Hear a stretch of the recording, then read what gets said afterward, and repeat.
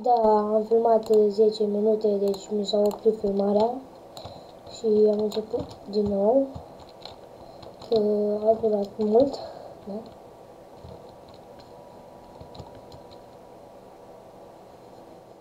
Dar sunt pe paște, normal.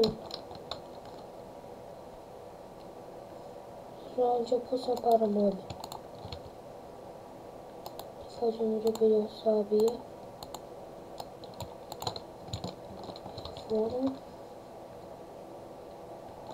Bun.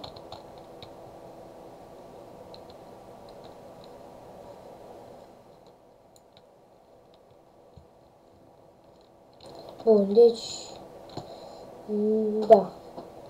Cam atât cu acest episod.